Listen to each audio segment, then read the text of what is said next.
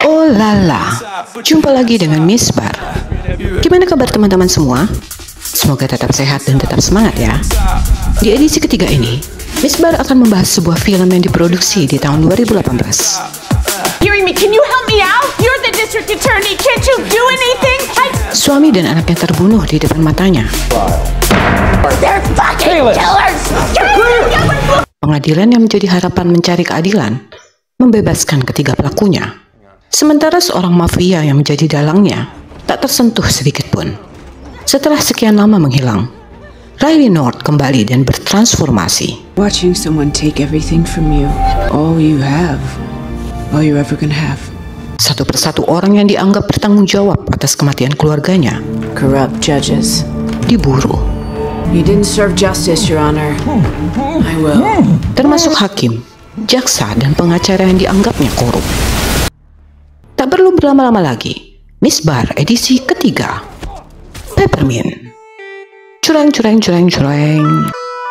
Adegan diawali di sebuah kantor polisi federal atau FBI. Saat dua anggota FBI, Lisa Inman dan rekannya, sedang membahas sebuah kasus pencurian senjata yang terjadi di sebuah toko senjata beberapa hari sebelumnya, serta pembunuhan di sebuah galangan kapal di LA. Your name popped up on the case file, so I... Wajah seorang wanita tertangkap melalui sebuah rekaman kamera CCTV. Sementara di tempat lain, 3 lelaki tewas terbunuh di sebuah arena bermain. Tubuh 3 lelaki itu tergantung. Moises dan Stan Carmichael, 2 orang polisi yang bertugas menangani perkara pun tiba di tempat kejadian. Stan kemudian menerima telepon dari Inman untuk membahas kasus yang terjadi. Carmichael, Scene berlanjut pada pertemuan antara kepolisian dan FBI. how come the feds care about a squirrely soccer mom? Didn't she smack you in the head 5 years ago? Mereka membahas mengenai sosok Riley North. Bank robbery is. She stole $55,000 from the bank where she was employed. Are we talking about the same Riley North, bank robber? 5 tahun lalu, Riley North diketahui mencuri uang 55.000 US dollar dari bank tempatnya bekerja dan kemudian kabur. She just disappeared. A woman with no priors, even if her family is brutally murdered, doesn't just up and take 50 large and then take off. Got my attention. Then we found this on YouTube.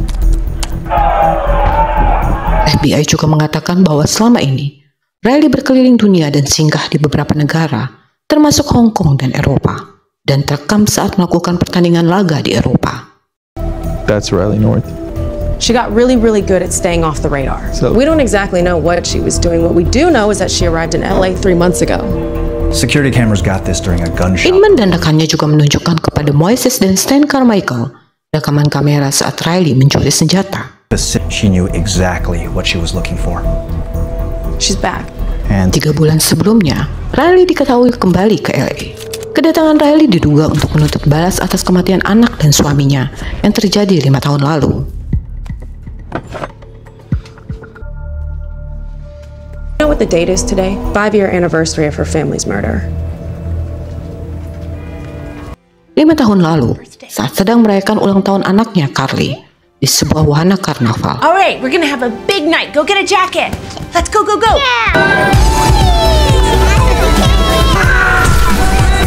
Riley North menyaksikan suaminya Scott North dan anaknya Carly tewas diberondong senjata dari 3 lelaki yang tak dikenal dari balik kaca mobil yang melaju perlahan. Double scoop. It's your birthday.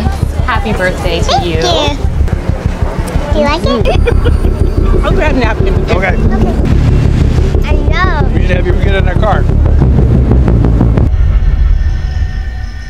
Riley sendiri jatuh tersungkur saat sebuah peluru menyambar kepalanya hingga mengalami pendarahan otak.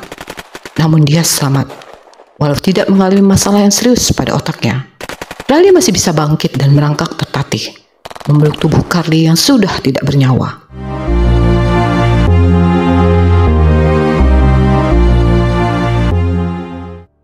Scene kemudian berlanjut saat detektif Stan Carmichael menemui Riley yang beberapa saat tersadar dari komanya. I'm very sorry for your loss. Stan juga mengatakan bahwa Chris berencana mencuri uang dari seorang bandar narkoba bernama Diego Garcia. Walau polisi juga menemukan pesan suara Chris di ponsel temannya Michael saat membatalkan niatnya itu. Namun rumor rencana pencurian itu terlanjur menyebar hingga ke telinga Garcia. There were rumors he was involved in a plan to rob a drug dealer named Diego Garcia. We recovered a voicemail on his friend's cell phone. Your husband did refuse to go along with it, but... Stan mengungkapkan bahwa 3 pelaku yang menjadi tersangka telah ditangkap dan terpaksa harus dibebaskan esok harinya. Bila mana tidak ada saksi. I saw them. Saat beberapa orang dihadirkan untuk diidentifikasi. It's number 5. Number 3. Sure. Yes, I'm sure. Dengan yakin Riley menunjuk 3 orang yang diingatnya melakukan pembunuhan keluarganya. Scene kemudian berlanjut saat Robert Henderson, pengacara dari 3 terdakwa. Oh, Mrs. North. Who are you? What do you want? Why are you here? Mencoba mendatangi Riley dan memberikan setumpuk uang agar Riley tidak perlu memperpanjang kasusnya. In the end, nothing's gonna bring your family back. Beberapa botol obat yang dianggap sebagai obat penenang yang berada di atas meja kemudian menjadi data Henderson untuk menumbuhkan argumen Riley dan mengatakan bahwa Riley dalam pengaruh obat-obat penenang yang dapat mempengaruhi alam bawah sadarnya. Lorazepam, lithium, spiritol, that's an antipsychotic. Dan berimajinasi sesuai apa yang diinginkannya. Riley yang marah pun kemudian mengusir Henderson. Get out of my house. Get out of my house! Sebelum meninggalkan rumah, Henderson menegaskan bahwa Riley tidak akan memperoleh keadilan seperti yang dia inginkan. Di pengadilan, beberapa argumen Riley dipetakan Henderson. Pil penenang Riley kemudian dijadikan senjata ampuh untuk kembali menyatakan bahwa apa yang diungkapkan Riley tidak dapat dijadikan bukti karena kondisi Riley dalam pengaruh obat-obat penenang. Deretan jaksa penuntut pun hanya diam membisu. That your recollection isn't what you thought it was. Hearing me, can you help me out? You're the district attorney. Can't you do anything? I didn't even take those pills. It is pills. the opinion. I see no reason to hold the defendants over for trial. You are excused, Mrs. North. No, I am not finished. You are excused, Mrs. North. They're fucking killers. James Stephen yang bertindak sebagai hakim persidangan kemudian memutuskan melepaskan 3 tersangka. Riley pun histeris. Dia berusaha menyerang para tersangka. Siang itu saat Riley dibawa di sebuah ambulans. She's all yours now. All right. You saw her family get murdered when the guys who did it just walked. How about you lighten up? Untuk dipindahkan ke sebuah pusat rehabilitasi, Riley berhasil kabur dengan memukul detektif Stan Carmichael dengan sebuah tabung gas kecil. Usaha pencarian Riley ke makam suami dan anaknya pun sia-sia. Riley hilang bak ditelan bumi. Scene berlanjut saat Riley berada di rumah James Stephen, hakim yang dulu memutuskan kasusnya. Remember my name. You're so goddamn corrupt, I don't even stand out. Riley mengikat tubuh Stephen dengan kawat dan memasang sebuah peledak yang tersambung pada ponsel. Stephen yang dianggap Riley telah disogok menjadi target yang diburu Riley mencari keadilan yang tidak didapatkannya dulu. Watching someone take everything from you, all you have, all you're ever gonna have, just gone. There is nothing you can do about it. Corrupt judges. You didn't serve justice, Your Honor. I will. Dari dalam bus, melalui sebuah ponsel, Riley meledakkan rumah Stephen dan mengeksekusi Stephen.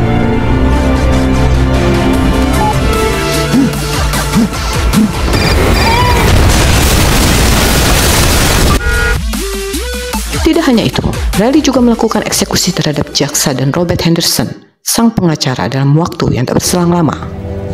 Stephen Goldman and Robert Henderson, the DA and attorney at that hearing 5 years ago.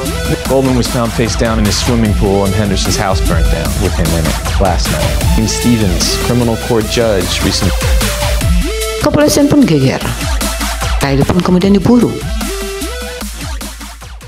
Scene kemudian berlanjut saat Riley masuk dan menyerang sebuah toko yang menjadi tempat pencucian uang Diego Garcia. Hey, you're in the wrong place. Oh, actually, I'm not. Get the fuck out of here.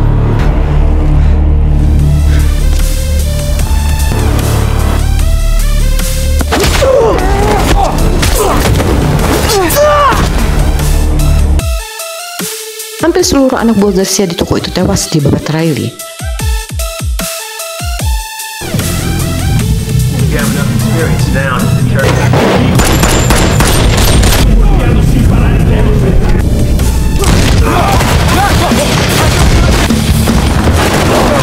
I have questions for you. You're not busy, are you? How much did she take? She didn't take anything. Dan menyisakan satu orang kepercayaan Garcia, Marvin. Garcia yang diberitahu Marvin pun naik pitam. Sorry, you know that I would never. It's just these were some extenuating. Shut the fuck up! Terlebih Riley juga membakar semua uang Garcia di toko itu. Garcia pun memerintahkan untuk memburu Riley. Sebuah lab milik Garcia diduga menjadi target Riley selanjutnya. What's she gonna hit next?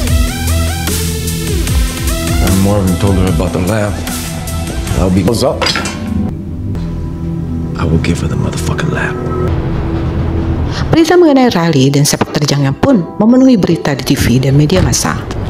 Media massa online yang mengetahui latar belakang Riley banyak memberikan dukungan atas tindakan Riley. Sementara itu polisi dan FBI pun berusaha menemukan tempat di mana Riley bersembunyi. Sebuah tempat yang memiliki tingkat kriminalitas terendah menarik perhatian mereka. Di tempat lain, Riley bermaksud melakukan penyerbuan ke sebuah lab milik Garcia. I don't see nothing. Lab yang telah dipasang perangkap dan beberapa bahan peledak oleh anak buah Garcia itu pun kemudian diledakkan. She's in. Hit the remote. Saat sosok Riley terlihat dari kamera anak buah Garcia, gedung itu pun hancur terbakar. Informasi ledakan dari gudang industri itu pun sampai ke pihak polisi dan FBI. Multiple reports of an explosion. Fire industrial warehouse downtown. Multiple You stay here, I'll catch up with you. unit just left. What happened? Downtown warehouse just exploded. Is it her again? I'll check it out. Was it on the list of Garcia locations you got from Narco? I don't know. What the heck does that mean? Did you get a list or not? I'm on it. Anak buah Garcia pun dengan cepat menginformasikan kepada Garcia bahwa Riley telah berhasil dihabisi. Smoked her ass. Are you sure? She was up in there when it went up. There's no way she's living through that shit. Trust me, she's gone. Now get your ass back here. Namun ternyata Riley berhasil lolos lewat sebuah saluran air dan kemudian meluncur menuju kediaman Garcia dengan sebuah mobil yang diambilnya dari seorang pengendara yang melintas. What are you talking about?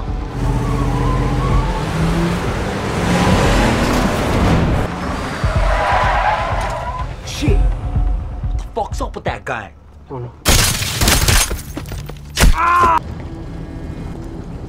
Di kediaman Garcia, Riley berhasil masuk dengan membonceng mobil anak buah Garcia. Stay with the boss. Dalam waktu singkat, anak buah Garcia pun berhasil dilumpuhkan. Fucking move! What do you want? What do I want? I want justice. Saat ingin mengeksekusi Garcia, suara dan sosok anak Garcia sempat mengalihkan perhatian Riley, hingga Garcia berhasil memukul dan melukai Riley dan kabur. Efe, we gotta go. We gotta go now. We gotta go now. Sementara Riley yang terluka di perutnya berusaha menyelamatkan diri. Moises dan polisi lain tiba di tempat tinggal Garcia. Moises bertemu Barker, seorang polisi dari divisi narkotika. Hey Barker. Saat Moises menyampaikan kepada Barker bahwa Stan Carmichael berusaha mendapatkan informasi mengenai daftar lokasi Garcia. Locations from you guys and he gets blown off. Who told you we didn't call him back? He did. I've been trying to call Carmichael all goddamn night. Moises kemudian mengetahui dari Barker bahwa dia berusaha menghubungi beberapa kali Stan. Sementara itu, Inman yang tiba di wilayah di mana Riley tinggal terkejut saat Stan datang sendiri tanpa bala bantuan. Where's your backup? What took you so long? What do you got? Look what I found. Damn. The van wasn't even locked. Tanpa curiga, Inman pun menunjukkan di mana mobil Riley berikut senjata di dalamnya terparkir dan tanpa terkunci. Inman mengungkapkan keheranannya kepada Stan, mengapa Riley bisa dengan santai menyimpan senjatanya di mobilnya yang tak terkunci. Orang-orang yang berada di wilayah itu takut takut dan segan kepada Riley dan menganggap Riley sebagai pelindung mereka, hingga membuat wilayah itu menjadi jauh lebih aman. Lisa Inman juga mengungkapkan mengenai rumor orang dalam di kepolisian yang menjadi mata-mata Garcia. Has someone tipping him from the inside, and she's gotten closer than we ever will. I'm gonna head back to the office. I'll coordinate the interagency. Mendengar informasi Inman, tak lama Stan kemudian membunuh Inman. I have to tell you something. Yeah, what? I'm sorry. Stan lalu menghubungi Garcia dan memberitahukan informasi mengenai markas Riley. City down, but this shit ends tonight. Understood? Tak berselang lama, Garcia dan gerombolan anak buahnya pun datang. Mereka merazia tempat itu. Sementara Riley yang terluka, kemudian jatuh tak sadarkan diri di sebuah bangunan tua tak jauh dari lokasi tersebut. We'll find her. All right, let's go. Fast on.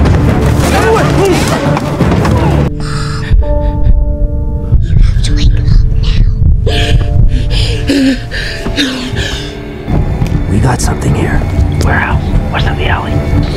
Ceceran darah Riley kemudian menuntun anak buah Garcia. Riley pun tiba-tiba terbangun.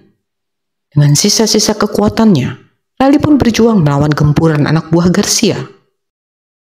Satu persatu anak buah Garcia tumbang. Sementara di tempat lain, polisi dan FBI berusaha menghubungi Inman maupun Stan, namun tak satu pun bisa dihubungi.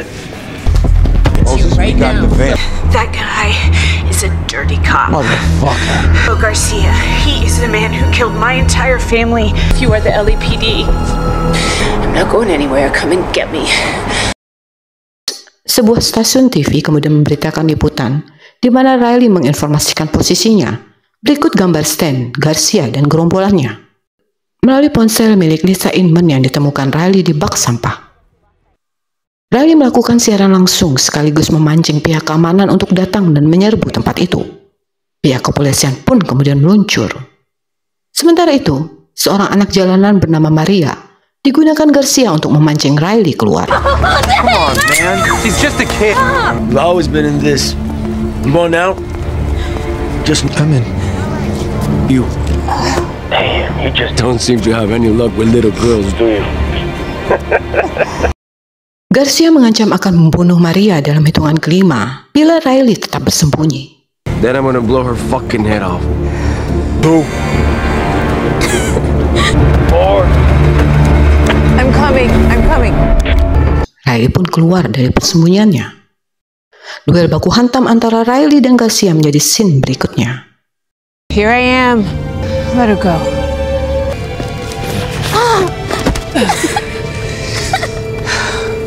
You have to go now, Maria. You have to come with me. I can't. I wish I could. Get out of here. Come on. Just go. It's it. Stop me, please.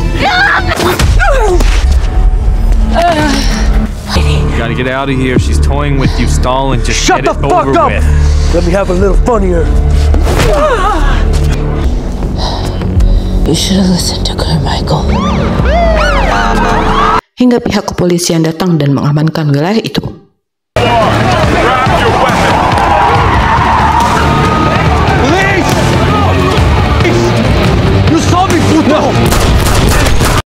Carmichael kemudian tewas ditembak karena dianggap Garcia sebagai orang yang memberitahukan ke polisi. Scene kemudian berlanjut saat Riley menodongkan pistolnya ke Garcia. Moises meminta Riley untuk menurunkan senjata dan membiarkan Garcia diproses hukum. We'll take care of it! Like you did last time. You spend more time in prison than me. We're not going to prison. Ceasefire! Ceasefire! Garcia bahkan mengatakan Riley akan menerima hukuman yang jauh lebih berat dari dirinya. Namun dengan wajah dingin, Riley mengatakan bahwa Garcia tidak akan masuk penjara sambil melepaskan sebuah peluru. Garcia pun tewas. Riley yang disangka jatuh terkena tembakan senjata pihak kepolisian ternyata berhasil melarikan diri. Moises kemudian mencarinya di makam. Di atas pusara anak dan suaminya, Riley terbaring dengan tubuh penuh luka. I miss you so much. I miss you so much.